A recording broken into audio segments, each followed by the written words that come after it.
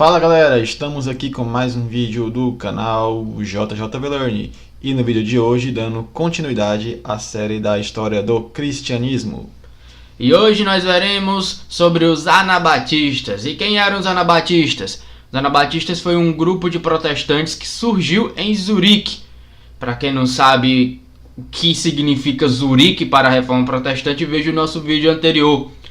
Eles surgiram em Zurique com a Reforma Protestante liderada por Zwinglio e eles tinham basicamente o grande objetivo de separar a igreja do Estado. O grande objetivo deles era separar a igreja do Estado, porque eles tinham uma visão espiritual da igreja. A igreja não deveria ser uma grande instituição política, poderosa, rica, mas deveria voltar a forma da igreja inicial do primeiro século. Esse era o grande objetivo real dos anabatistas. E isso batia de frente tanto com o catolicismo como contra a reforma protestante. Porque o catolicismo, a igreja católica era uma grande instituição política, poderosa. E os protestantes eles surgiram com apoio político. Por exemplo, Lutero tinha o apoio de parte dos nobres da Alemanha. E Zwinglio teve o apoio do Conselho de Zurique. Então eles batiam de frente com os protestantes e com os católicos. Então foi uma nova ramificação que surgiu já no início da Reforma Protestante mesmo. E eles tinham características interessantes. Eles começaram a trazer a ideia de pacifismo. Inclusive boa parte dos evangélicos hoje no Brasil são pacifistas. Inclusive quando você fala sobre posse de arma, isso teve muito em voga nos tempos atuais, através das eleições. E a gente percebe que boa parte dos evangélicos são pacifistas. Isso já é um resultado da pregação dos anabatistas de vários séculos.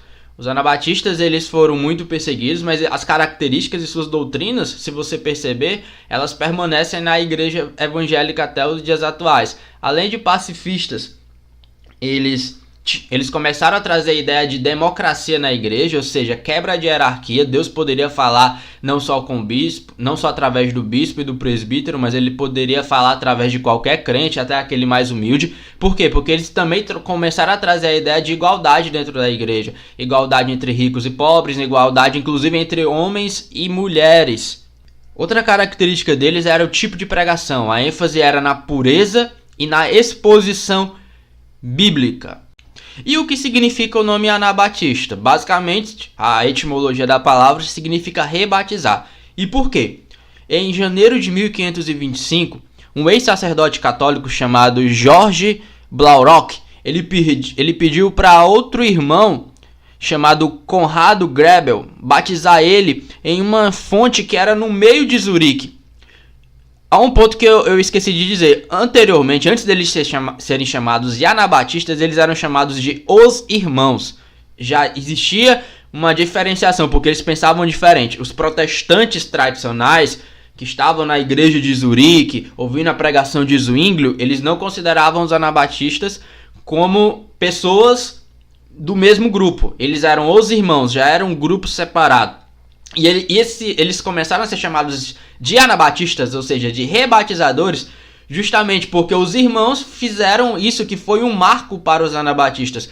Foi um marco que realmente iniciou esse movimento protestante, que foi esse batismo que ocorreu em janeiro de 1525 no meio da cidade de Zurique. Isso de noite, tinham pessoas na rua e eles não estavam entendendo nada, pessoas adultas sendo batizadas. Isso era uma ideia completamente nova na igreja, tanto para os católicos como para os protestantes.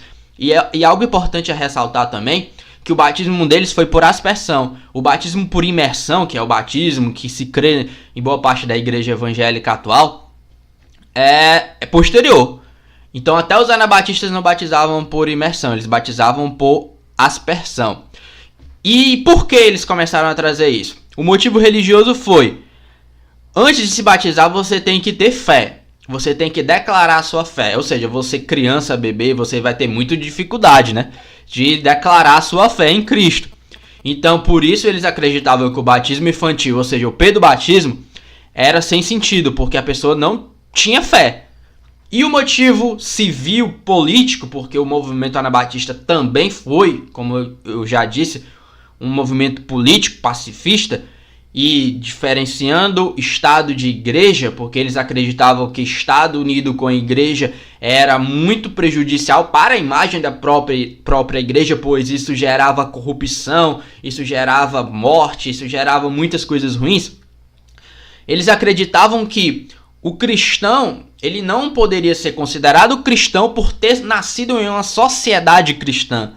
Justamente porque eles não consideravam a igreja como uma sociedade, mas como uma instituição espiritual paralela. Você é cristão e faz parte da sociedade. A sociedade em si não é cristão. Ou seja, eles não acreditavam que a igreja era um estado de Deus na terra, como por exemplo o povo de Israel antes de Cristo vir à terra. Eles acreditavam que a igreja era paralela com as suas obrigações de cidadãos aqui na terra. Eles acreditavam que tinham que obedecer às autoridades civis até o ponto que batesse de frente com a fé deles. E os anabatistas, eles eram considerados grupos de criminosos, tanto pelos católicos como pelos protestantes.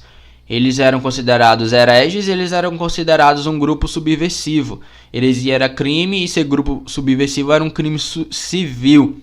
Então, devido a isso, em 1525, as regiões católicas na Suíça decretaram a pena capital dos anabatistas. E em 1526, o Conselho de Zurique, que era uma cidade protestante, também decretou a pena de morte para os anabatistas. E em 1528, o imperador Carlos V, lá do Império Alemão, também decretou a pena de morte para os anabatistas. Então, os anabatistas foram massacrados por toda a Europa. Estima-se que o número de anabatistas mortos nesse período pelos católicos e protestantes foi maior que o número de cristãos mortos nos 3 primeiros séculos da história da igreja.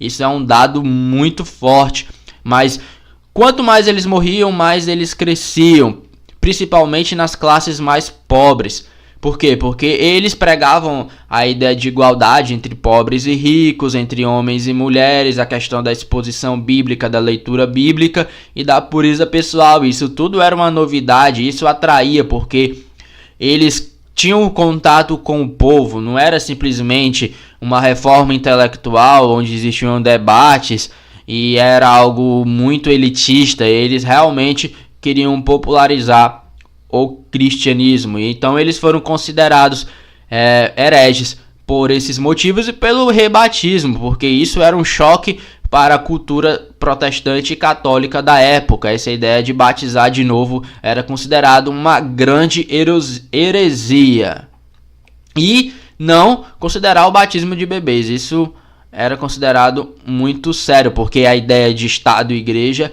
era como se fosse algo só. Existe também um detalhe: o único magistrado que não aplicou a pena de morte, existem registros históricos que ele fala que ele não aplicou por causa de sua consciência cristã, foi Filipe de Hesse. Para quem não sabe quem é, veja o nosso vídeo anterior, no qual Filipe de Hesse foi o responsável na cidade de Marburgo para tentar unir tanto Lutero como Zwinglio, que eram os 2 grandes reformadores da época. Eles debateram sobre diversos assuntos e quem os reuniu foi Filipe de Hesse. Filipe de Hesse, que ele era zwingliano, ele acreditava mais na perspectiva de Zwinglio sobre a ceia.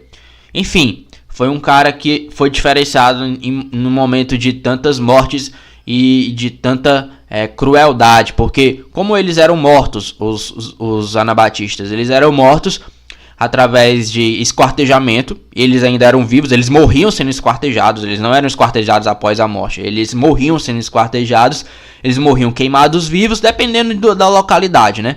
E, ironicamente e cruelmente, eles eram mortos afogados. Os que matavam eles diziam: você quer batizar de novo? Então vamos te batizar. Então afogavam eles. E isso era brutal. E antes de matarem eles, eles eram de diversas maneiras torturados.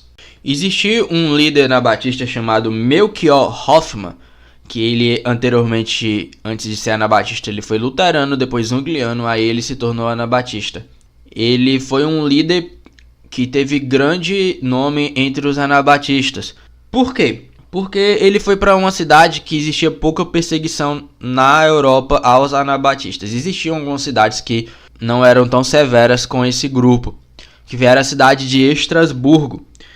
E ele, como um bom anabatista, ele teve também uma característica de um discurso escatológico. E ele inventou que Estrasburgo era a Nova Jerusalém lá de Apocalipse. E ele profetizou que, outra característica dos anabatistas era a questão de revelações espirituais, isso existe até hoje na igreja evangélica, né?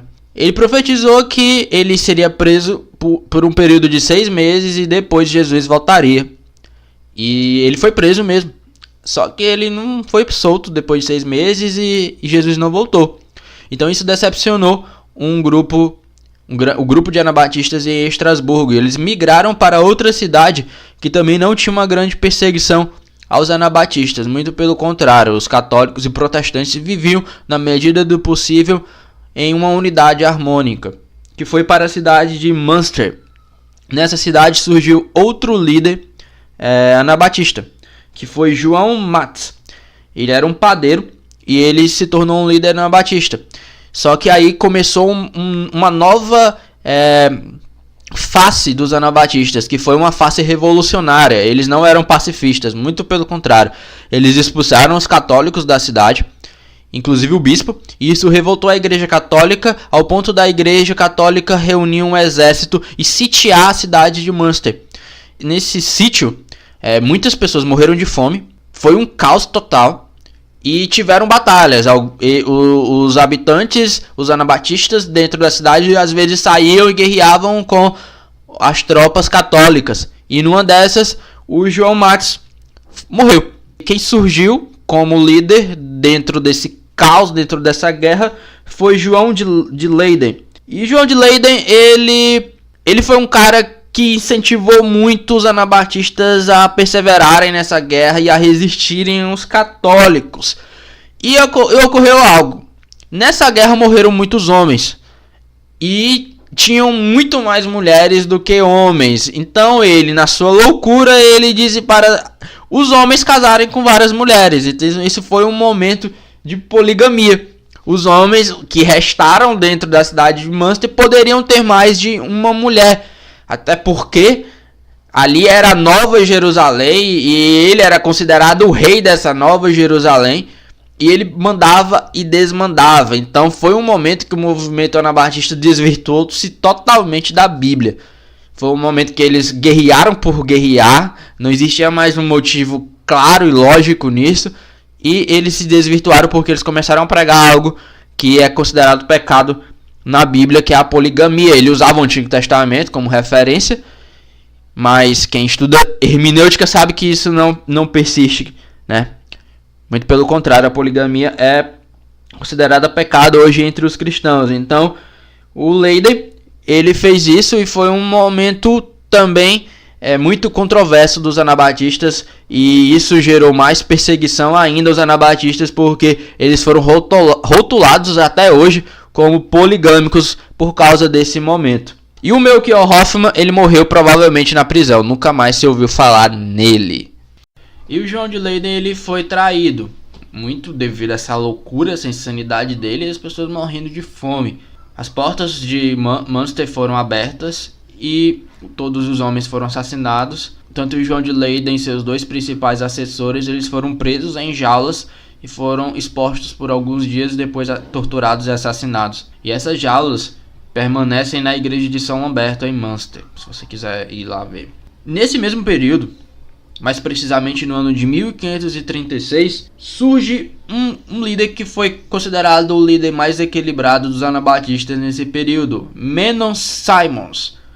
O Menon Simons, ele era um cara que trouxe a ideia de pacifismo à tona de novo. Abrindo parênteses, por que o pacifismo era tão rejeitado? Além de ser uma novidade para os protestantes e católicos, existia toda a tensão política ao redor da Europa por causa dos turcos que queriam invadir a Europa no século XVI.